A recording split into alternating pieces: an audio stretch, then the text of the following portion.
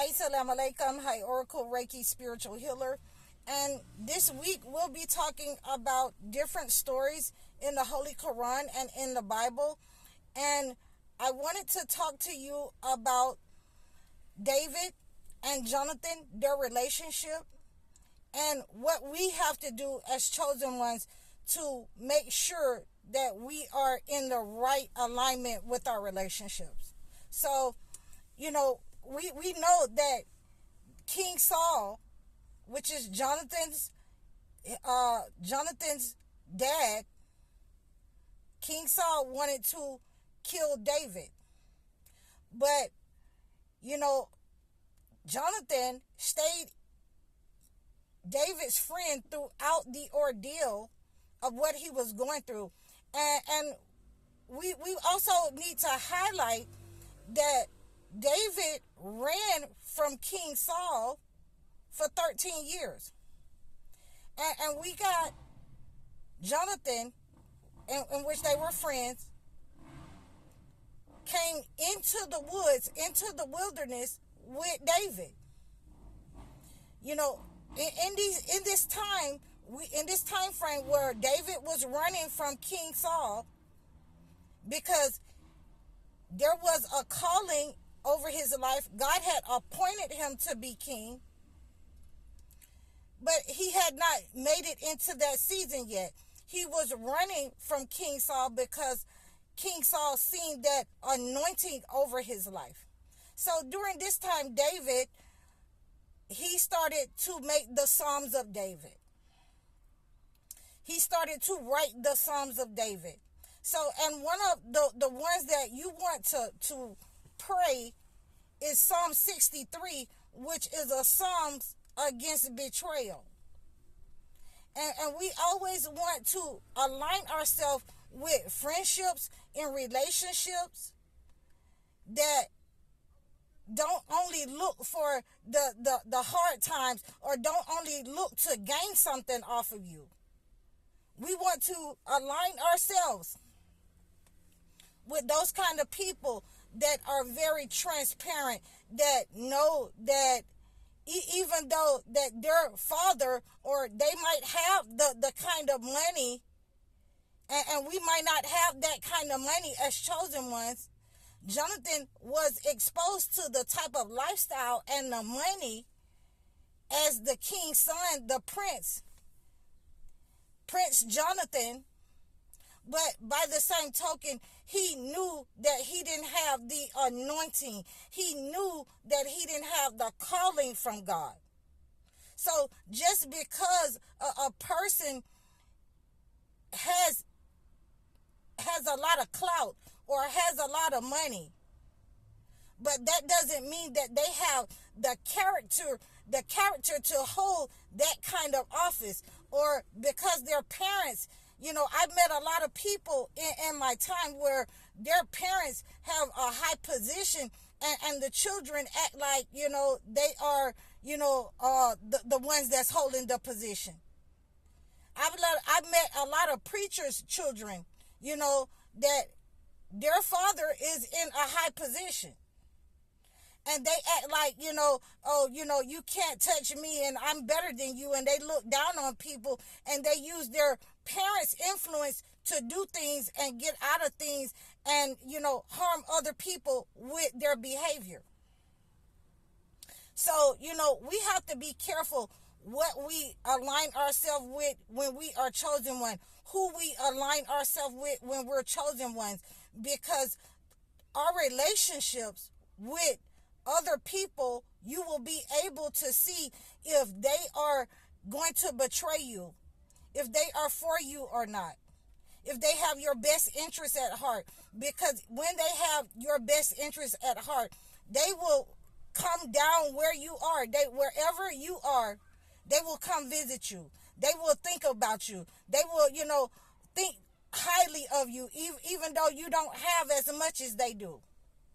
They will come out of their high mansions and high places, and they will come into the wilderness. They will come into that trailer park. They will come into that ghetto where you live at, because they know that God has anointed you. So these are some of the symbolisms that we have to look at when God is about to bless you. You're going to be homeless. You're going to be in the wilderness. There's not a lot of people that's going to be able to have contact with you. And you have to be prepared for that as a chosen one. But one of the things that I wanted to, make sure that we understand, and I drive home, the next thing that I wanted to tell you is revenge. We have to be, Jonathan could, Jonathan David, could have been a vengeful person, because he was the next one to supposed to be in line for the seat for the king. But by the same token, if God says no, then that's exactly what he meant, no. And a lot of people can interpret that in a lot of ways. But when God has told a person no, that you are not next in line for this kingship, and you know what I'm saying, the person that is in line for it, and he's in the wood, when you know that your family members, when you know that your father or your mother or your uncle, whoever it is, when you know that the person that is the leader of your country, is the leader of your household, is the leader of your community, when you know that they are malevolent, when you know that they are evil,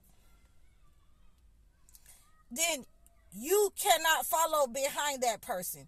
You must understand that if that person is setting up on to attack the chosen one with any kind of malevolent force, with racism, hatred, voodoo, witchcraft, then God is going to throw that evil back at that person. It is going to boomerang at that person. And God may even use the chosen one, like David, somebody that is considered a nobody, to kill that person, or to end that person's life, to perish that person, to knock down the idols and the shrines of that city or that town or that community by the person who is usually thought of as inconsiderate, or a person that is, not of any value. So these are the things that we get from this story of David. If the king couldn't kill the giant, but he felt like, David is just a little bitty person. He is, a dispensable person. I can get rid of him. I know his family. I can get rid of him. He's not a great person. He's dispensable. So when you have people in high places like that, and they feel like that, and they have money, and they have value, they have power, then they sometimes become tyrants and evil people. When you have those people, God will use that person that is considered nothing, that's considered low value, to slay that evil person in your land. And you can't, I would have been just like Jonathan too, if God had not appointed me for that position. I can't take revenge on my father, and I don't even agree with him, the way that he is ruling, the way that his behavior is, the way that, this person has rid us of a giant in our land, and this is how he repaid me. And a lot of times in that instance, the children of those people in high places have been disregarded. They have been betrayed by their parents, who are high officials. They haven't been, loved or cared for properly, mentally or physically. They have been given things, but not the love that they were supposed to receive from the mother or the father or the king or the ruler. So these are some of the mental aspects that we have to look at. And it's good that, when those kinds of transfers happen, there is no betrayal between Jonathan and David. There is no revenge taken between Jonathan and David.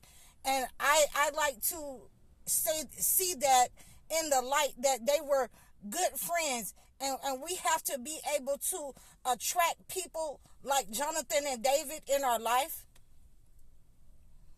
We have to be able to call people and pick up the phone and call them and say, I appreciate you for being a Jonathan and David in my life. We have to be able to say that I got a good person that I can rely on whatever I go through. You may not get, a lot of people like that in your family. You may just get one. But that one is better than 100 friends. It's better than 5 friends. And my mother used to say to me, you might be able, to count one good friend on your hand. But if you got more than 5, you can best believe they're going to betray you. So, I tried to make sure that I kept my circle really small. And that's one of the things that we have to do as well, is keep our circle small. That there's not a lot of people that can track you down. If I'm in the woods and Jonathan is the only person that knows that I'm in the woods, then we know that he's a good friend, because nobody's coming into the woods or following him. Nobody's coming. His father isn't sending his men to arrest him. So we know by his character, by his deeds, that they were friends, and he had David and held him in high esteem, and he was the best person for the job and the next person to be king of that land. And he knew it. As long as he had a seat at David's table, he was okay, because, he was supposed to be king. But he knew that David would be king. So, the relationship between Jonathan and David, that's the kind of relationships that we have to look for, that we have to seek out when we know that person is going to tell us the truth no matter what. When we know that, this person is not capable of stabbing us in the back. Those are the ones, the relationships, the men and the women. Those are the relationships that we want. And I hope that this has been one of the greatest stories for you. You can go and read it. You can go and read this story in 1 Samuel 27:7. And a prayer against betrayal and revenge in the Holy Quran is in Surah Anfal 8:27 in the Holy Quran. And that prayer is said, O ye who believe, do not betray the trust of Allah or the messenger, or betray yourselves. So you can read that surah if you're in fear of anyone in your life, in your job, in your family, any friends. If you're in fear that they're going to betray you or trying to attack you with anything malevolent, their mouth, if they're trying to send you the evil eye, you can also read that against those negative people, and it will return the sender, or identify what they're trying to do and who they are in your life. So I hope that this has helped you. I'm High Oracle. You can reach out to me in the description below. Leave a comment, like, share, donate to my page. All my information is listed in my description. I'm High Oracle. Assalamu alaikum.